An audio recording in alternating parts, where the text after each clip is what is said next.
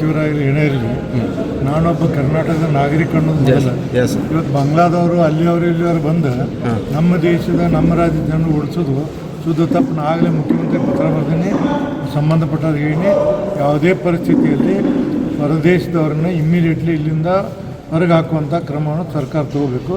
ಪಕ್ಷ ಜಾತಿ ಇಂಥದ್ದೆಲ್ಲ ಬರಬಾರ್ದು. ಯಾಕಂದ್ರೆ ನಮ್ಮ ದೇಶ ನಮ್ಮ ರಾಜ್ಯ ಅನ್ನೋದು ಭಾಳ ಪ್ರಮುಖವಾದದ್ದು. ನಮ್ಮವರಿಗೆ ಅನ್ಯಾಯ ಮಾಡಿ ಇನ್ನೊಬ್ಬರಿಗೆ ನ್ಯಾಯ ಕೊಡುವಂಥ ಪದ್ಧತಿ ಅಲ್ಲ ಯಾವ ಸರ್ಕಾರ, ಯಾವುದೇ ಸರ್ಕಾರ ಅದಲ್ಲ. ಅದಕ್ಕೆ ನಾಗಲೇ ಮುಖ್ಯಮಂತ್ರಿ ಪತ್ರ ಬರ್ತೀನಿ, ಸಂಬಂಧಪಟ್ಟವ್ರಿಗೆ ಹೇಳಿನಿ, ಜಮೀರ್ ಅಹ್ಮದ್ ಪತ್ರ ಬರ್ತೀನಿ. ಇಮ್ಮಿಡಿಯೇಟ್ಲಿ ಇಲ್ಲಿ ಏನೈತೆ ಕೋಗಿಲಿಗೆ ಇರ್ತದ್ದು ಯಾರದಾರ ಅವರು ಯಾರು ಹಣ ತುಂಬಿದಾರ ಅವ್ರನ್ನ ವೆರಿಫೈ ಮಾಡೋರಿಗೆ ಅಕಸ್ಮಾತ್ ಅವರೇನಾದರೂ ಯಾರ ಕಡೆಯಿಂದ ದುಡ್ಡು ತುಂಬಿಸಿದ್ರೆ ಅವ್ರನ್ನ ಹೊರಗೆ ಹಾಕಂತ ಹೇಳಿ ಮತ್ತು ಅದು ಸರಿಯಾದದಲ್ಲ ಕ್ರಮ. ಸರ್ಕಾರದಿಂದ ತಕ್ಷಣ ಕ್ರಮ ತೆಗೆದುಕೊಂಡು ಒತ್ತಾಯ ಮಾಡ್ತಾರೆ. ಒಂದು ರಾಜ್ಯದವ್ರು ಹಸ್ತಕ್ಷೇಪ ಮಾಡೋದು ಶುದ್ಧ ಮೂರ್ಖತನ, ಮಾಡಿಸ್ಕೊಳ್ಬಾರ್ದು. ಸರ್ಕಾರ ಇಮ್ಮಿಡಿಯೇಟ್ಲಿ ಅದನ್ನು ಕಟ್ ಮಾಡಬೇಕು.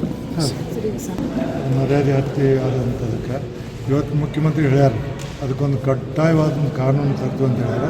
ಮತ್ತು ಇಂಥವ್ರಿಗೆ ಏನಂದ್ರೆ ಇಂಥ ಮಾಡಿದಂಥವ್ರಿಗೆ ನಮ್ಮ ಇನ್ನೊಂದು ಹೇಳಬಾರ್ದು ಗೊತ್ತಿಲ್ಲ, ನಮ್ಮ ನ್ಯಾಯಾಲಯದಲ್ಲಿ ಬೇರೆ ಬೇರೆ ರಾಜ್ಯಂಗಿಲ್ಲ. ನಾವೊಂದು ಉದಾಹರಣೆ ಹೇಳ್ತೇನೆ.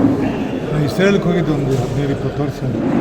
ಬೆಳಿಗ್ಗೆ 9 ಗಂಟೆ ಬ್ಲಾಸ್ಟ್ ಆಗಿತ್ತು, ಮರುದಿವಸ 5 ಗಂಟೆಗೆ ಅವ್ನು ಪಬ್ಲಿಕ್ಗೆ ಗಲ್ಲು ಹಾಕಿದ್ರು. ಇದು ಏನಂದ್ರೆ ಈ ಮರ್ಯಾದೆ ಎತ್ತಿ ಮಾಡಿದ್ರೆ ಗಲ್ಲಿಗೆ ಹಾಕುವಂಥ ಕಾನೂನನ್ನು ನಮ್ಮಲ್ಲಿ ತರಬೇಕು. ಅಂದಾಗ ಮಾತ್ರ ಸರಿ ಆಗ್ತದೆ. ಮತ್ತು ಇದು ಭಾಳ ಕೆಟ್ಟದಾದಂಥದ್ದು, ಇಂಥದ್ದು ಎಲ್ಲಿಯೂ ಆಗಬಾರ್ದು. ಸಣ್ಣ ಮಕ್ಕಳು ಪಾಪ ಇನ್ನೋಸೆಂಟ್ ಜನ ಅಂಥವ್ರಿಗೆಲ್ಲ ಆಗು ಸರಿಯಲ್ಲ. ಸರ್ಕಾರ ಇದಕ್ಕೊಂದು ಕಟ್ಟುನಿಟ್ಟಿನ ಕಾಯ್ದೆ ತರಬೇಕು, ತರ್ತೀವಿ ಅಂತ ಹೇಳಿದ್ದಾರೆ.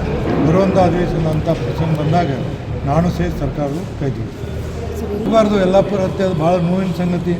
ಒಬ್ಬಕ್ಕೆ ಇನ್ನೋಸೆಂಟ್ ಹುಡುಗಿ ಪಾಪ ಅದ್ರ ತಪ್ಪೇನಿಲ್ಲ, ತಪ್ಪಿಲ್ಲ ಯಾರೋ ಬಂದು ಏನೋ ಮಾಡಿದ್ದನ್ನೆಲ್ಲ ಕತ್ಕೊಯ್ದು. ಏನು ಪ್ರಾಣಿಗಳನ್ನು ಕೊಲ್ಲೋದಿಲ್ಲ, ಮನುಷ್ಯನ ಕೊಲ್ತಾರಂದ್ರೆ ಈಗ ಮನುಷ್ಯರು ಎಲ್ಲಿಗೆ ಹೋಗ್ಯಾರ.